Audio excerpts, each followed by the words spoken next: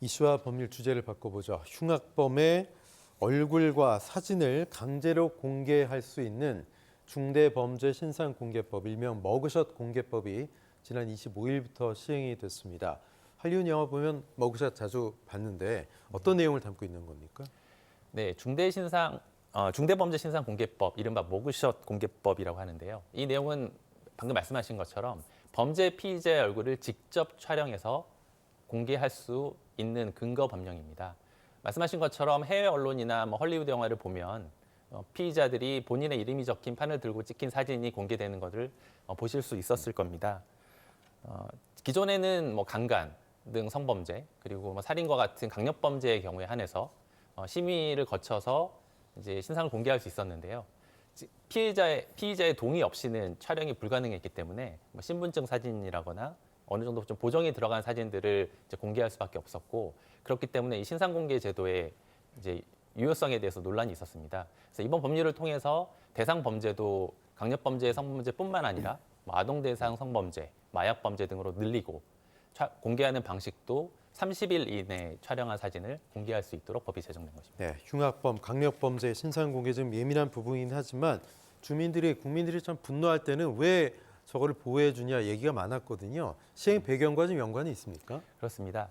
1990년대 중반까지만 하더라도 피의자들의 얼굴은 공개가 되었습니다. 아마 30대 이상 되시는 시청자분들께서는 지존파 사건처럼 사회적으로 큰 이슈가 됐던 흉악범죄의 피의자들의 얼굴을 뉴스나 신문에서 보셨을 겁니다. 네. 다만 이제 1998년도에 그런 신상 공개가 문제가 있다라는 대법원 판결이 있었고요.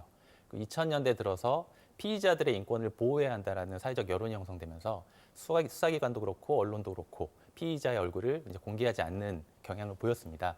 이제 그러던 와중에 2009년도에 강호순, 그 당시 이제 연쇄살인 피의자로 네. 체포됐던 강호순의 얼굴을 조선일보사에서 일면 톱으로 공개하는 사건이 있었습니다. 그래서 이런 공개가 과연 타당한지에 대해서 논란이 있었고, 신상 공개 관련된 법령을 정비해야 된다라는 이제 논의가 이어졌고요. 그래서 2010년대 들어서는 아까 말씀드린 것처럼 이제 강력범죄나 성범죄자에 한해서 예외적으로 심의회를 거쳐서 공개를 되었다가 이번 법률이 이제 제정이 된 것입니다. 네, 강력범죄자들도 신상 공개가 될 때 사진이 나왔는데 너무 얼굴이 다른 거예요. 소위 이제 포샵, 보정 때문에 다른데 그것에 대체로 머그샷을 써야 된다. 그런 논의도 있었는데 여기 문제점은 없습니까? 사실은 그 문제점이라는 것이 이제 신분증 사진을 공개하는 것이냐, 네. 아니면은 직접 촬영한 사진을 공개하시냐는 것이냐는 사실은 크게 논란의 대상이 됐던 것은 아닙니다.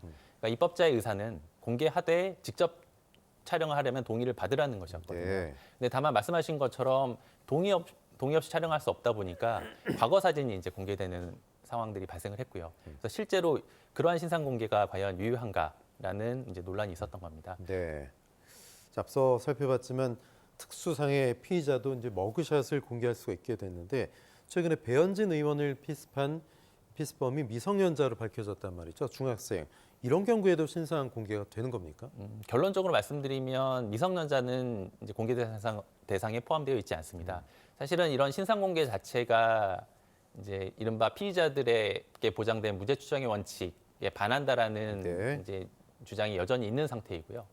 그리고 이른바 기억하실지 모르겠지만 이 텔레그램을 통해서 성착취 영상을 제작했던 N번방 사건, 그 N번방 사건에서 영상을 구매했던 이제 형사 피고인이 이제 재판을 받고 있는데, 그 재판부에서 과연 이러한 신상 공개가 헌법에 위반되는 것은 아닌지에 대해서 헌법재판소에 위헌법률 심판 제청을 해놓은 상태입니다. 네. 즉 이러한 신상 공개 자체가 과연 헌법상 허용되느냐에 대한 논란이 있는 상황이고요. 이제 그런 논란이 있다 보니까 아무래도 보호 필요성이 높은 미성년자에 대해서는 네. 법에서 명시적으로 이제 공개하지 않도록 그렇게 규정을 해둔 것입니다. 네, 머그샷 공개법 시행 과정에서 그래도 여전히 피의자에 대한 인권 침해, 또 피의자 가족 등에 대한 2차 가해 이런 논란들이 있을 것 같은데 부작용 예방하기 위해서 어떤 것들이 있을까요?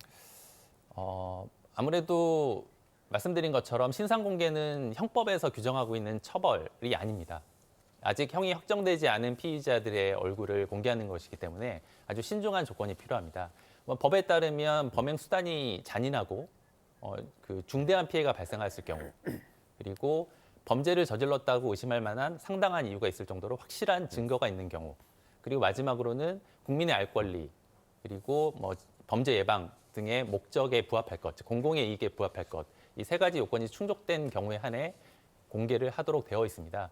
그래서 그런 요건에 충족되는 경우에 한해서 공개가 되어야 할 것이고요. 또한 그 해당 피의자들이 나중에 재판을 받을 때 재판이 공정하게 이루어질 수 있도록 사법부는 법과 원칙에 따라서 공정한 재판을 해야 할 것입니다. 네, 이슈와 법률 박지영 변호사였습니다. 고맙습니다.